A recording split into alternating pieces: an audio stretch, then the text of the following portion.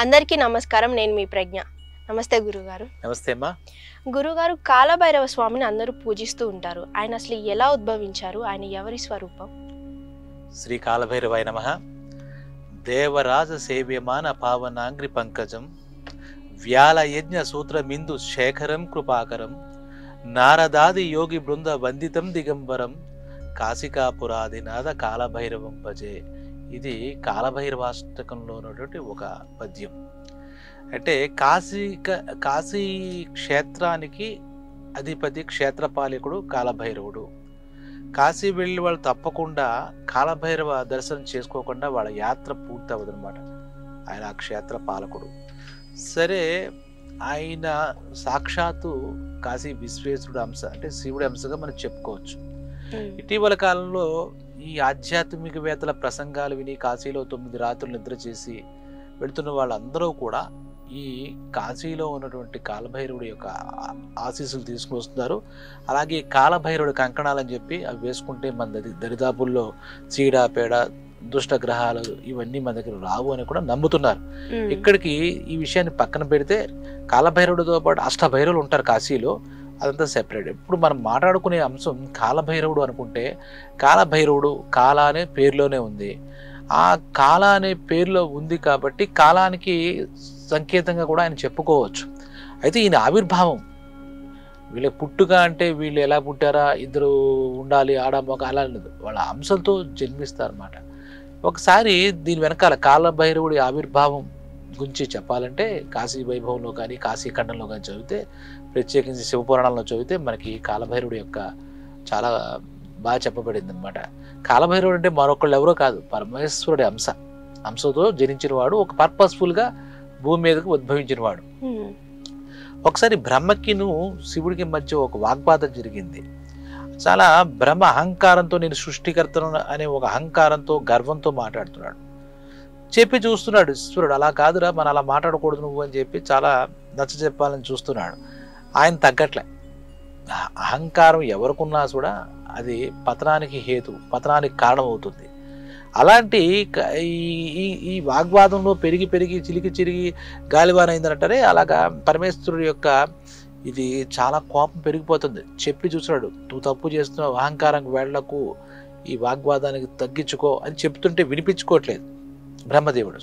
ఆయనకి ఎందుకు వచ్చిందో ఆ టైంకి, ఇలాంటివన్నీ జరగడం కోసమే వాళ్ళకి అలాంటి గుణాలు వస్తాయి.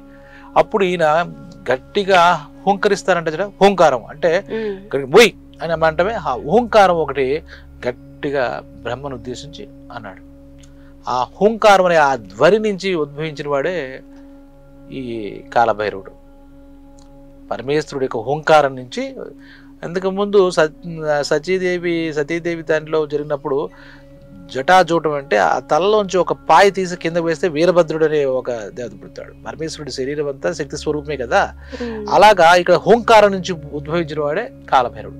వచ్చేసాడు, సేమ్ శివుడిలాగా ఉన్నాడు. ఒక గద, ఒక త్రిశూలం, డమరకం అంతా చూస్తూ ఉంటే ఆల్మోస్ట్ శివుడు అంశ కదా. వచ్చేసాడు బయటికి. ఎందుకు నన్ను పిలిచావు, నన్ను ఎందుకు సృష్టించావు అని అడిగాడు.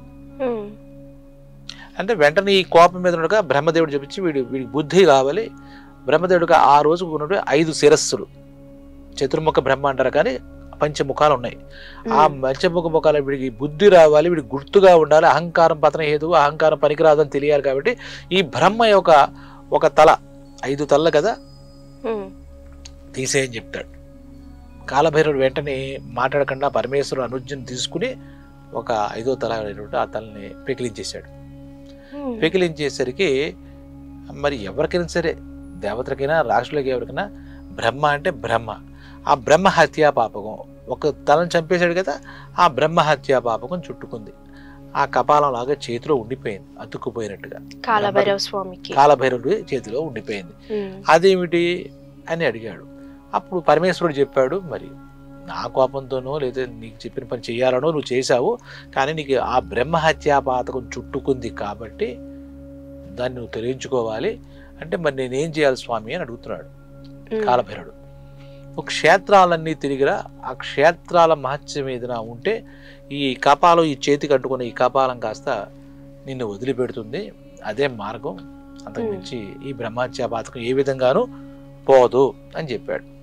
సరే, ఒక 5వ తల తీసేసరికి బ్రహ్మలో బుద్ధి వచ్చింది, కాళ్ళ పడ్డాడు, తన వెనకాదన వెళ్ళాడు, ఒక తల తొలగించుకుని వెళ్ళాడు. అప్పుడు ఈ కాలభైరవుడు మొత్తం పవిత్రమైన క్షేత్రాలన్నింటికి తిరగడం మొదలెట్టాడు. ఇది ఆ క్షేత్ర మహత్యం వల్ల ఇది ఏదైనా ఊడిపడుతుందేమో ఈ బ్రహ్మ కపాలం అని చెప్పేసి తిరిగితే ఎక్కడికి తిరిగినా కూడా దీని పని ఏమవ్వలే. తర్వాత లాస్ట్ చివరిగా నారదుడి దగ్గరికి వెళితే మరి దీనికి పరిష్కారం ఏం చెప్పలేవు, ఆయనతో సమాన వ్యక్తి అయినటువంటి విష్ణుమూర్తిని సలహా అడుగు అన్నాడు. అడిగితే మరి వదులుచుకోరు కదా, చేతికి అడ్డుకుపోయి ఉంటేలాగా. వెంటనే కాలభైరవుడు ఏం చేశాడు అంటే విష్ణుమూర్తి దగ్గర ఇది అంటే, నువ్వు శివుడు అంశతో ఉద్భవించేవరా నాయన, నీకు ఇక్కడ నీకు ఈ కపాల మోక్షం జరగదు. నిన్ను సృష్టికర్త అయినటువంటి ఆ పరమేశ్వరుడు ఉన్న నగరం కాశీ విశ్వేశ్వరుడు ఉంటాడు కదా, ఆ కాశీ నగరంలో వెళ్ళు, ఆ క్షేత్ర మహత్యం వల్లే ఈ బ్రహ్మహత్యా దోషం నీకు పోతుంది, అక్కడి నుంచి ఆయన ఏం చెప్తే అదే చెయ్యని చెప్పేసి ఒక సూచించారు. వీడు ముందే క్షేత్రాలు తిరిగినప్పుడు కాశీ కూడా క్షేత్రమే కదా, ఈ కాలభైరుడు ముందే అడగచ్చు కదా. అలా కాకుండా మొత్తం అన్ని ఈ భరతఖండంలో ఉన్న అన్ని దేవాలయాలు తిరిగాడు. ఆ తిరగాల్సి ఉందేమో మరికి. అక్కడి నుంచి కాశీ వెళ్ళాడు, ఈ విష్ణుమూర్తి గారి సలహాను అనుసరించి వెళ్ళాడు. వెళ్ళేసరికి ఆ బ్రహ్మ కపాలం ఆయన చేతి నుంచి కింద పడింది. అమ్మయ్య అనుకుని ఆ కపాలాన్ని ఏం చేశాడంటే ఓ చోటు తవ్వి పూర్తి చేశాడు. ఆ కపాలాన్ని పూర్తి చేశాడు.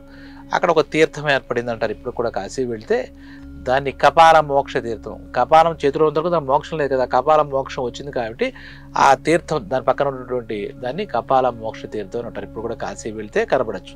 తర్వాత ఏం చేయమంటావు మరి ఏంటంటే, నువ్వు దీనికోసం నా భక్తులను నువ్వు రక్షిస్తూ ఉండు, నా అంశతో నువ్వు ఉద్భవించావు కాబట్టి ఈ కాశీనగరంలోనే ఉండు, నువ్వు ఈ రోజు నుంచి ఈ కాశీనగర క్షేత్ర పాలకుడుగా ఉండని చెప్పి ఆ పరమేశ్వరుడు కాశీ విశ్వేశ్వరుడు ఆదేశించాడు అనమాట. అప్పటి నుంచి ఆయన అంశ ఆయనతో ఇంకా వేరుగా చూస్తావు చూడలేం కాబట్టి కాలభైరవుడు అక్కడే ఉండి కాశీ నగరాన్ని కంటికి రెప్పలా కాపాడుతున్నాడు. అన్ని వేల సంవత్సరాలు కూడా మనకు తెలియదు అంటారు. మిగిలిన నగరాలకు కూడా ఇన్ని వేల సంవత్సరాలు చెప్పచ్చు కాలపరిమితి. ఈ కాలభైరవుడు ఈ కాశీ క్షేత్రాన్ని మటుకు ఇన్ని సంవత్సరాల చరిత్ర ఉందని ఎవరు చెప్పలేరు అన్నమాట. ఒకళ్ళు చెప్పినా అది ఊహాజనితం అన్నమాట. ఈ రోజు కూడా కాలభైరవుడిని దర్శించుకోకుండా కాశీ వెళ్ళొస్తే ఆ యాత్ర సఫలీకృతం కాదు అనేది మన శాస్త్ర వచనం. ఈ రకంగా కాలభైరవుడు యొక్క పుట్టుక వెనుక ఇంత చరిత్ర ఉంది. అంటే దీన్ని కూడా రకరకాల పుస్తకాలు రకరకాల శాస్త్రాల్లో కొంచెం మార్పులు చేర్పులతో ఉంటుంది. ఏది ఏమైనా కాలభైరవుడు కాశీ విశ్వేశ్వరుడు యొక్క పరమేశ్వరుడు యొక్క అంశతో ఓంకారం నుంచి జన్మించాడన్న మాత్రం సత్యం. ఆయన కొలిచినా కూడా ఇందాక చెప్పినప్పుడు ఈ నరపీడ ఇలాంటివన్నీ ఉంటాయి కదా, మనందరం చీడ పీడ అనుకుంటూ ఉంటాం. ఈ దుష్టగ్రహాలు ఇలాంటివన్నీ వెంటనే పోతాయి. ఆయన మన కోరికలు ఎటువంటివి ఏవైతే వాటిని తొందరగా తొలగిస్తాడు. అక్కడ కూడా వెళ్తే ఎప్పుడైనా ఆ గుళ్ళో కూడా కొంతమంది కూర్చుంటారు పూజలు లాంటి వాళ్ళు మన వీపు మీద ఇలా ఒక విష్ణుకర్ లాంటిది ఏదో దాంతో ఇలా కొడతారనమాట. మనలో ఎవరైనా ధూళి గాలి అంటారు కదా, చీడ పీడ దెయ్యాలు పట్టిన వాళ్ళు బోధ ఈ స్వామి తొలగిస్తాడు అని చెప్పేసి చెప్పుకుంటూ ఉంటారన్నమాట. కాబట్టి వెళ్ళిన వాడు ఆయన కంకణం అంటే రక్షాబంధనం అంటారు కదా, రక్షాబంధనం అక్కడ కొనుక్కుని వేసుకోవడం, కాశీదాళ్ళు అంటాం అలాంటివి కట్టుకోవడం, అక్కడ ఆ పూజలు చేత ఆనవాయిగాలు కొట్టించుకోవడం మనలో ఉన్నటువంటి దుష్టాలు నెగిటివ్ ఎనర్జీ పోతుందని నమ్మకం. సో కాలభైరవుడు అంత శక్తిమంతుడు అనమాట. సాక్షాత్ పరమేశ్వరుడు యొక్క అంశతో జన్మించిన మరో పరమేశ్వరుడు రూపం అనమాట. ఆయన అందరం కూడా ఈరోజు కూడా అందరం కూడా పూజిస్తే మంచి ఫలితాలు వస్తాయి.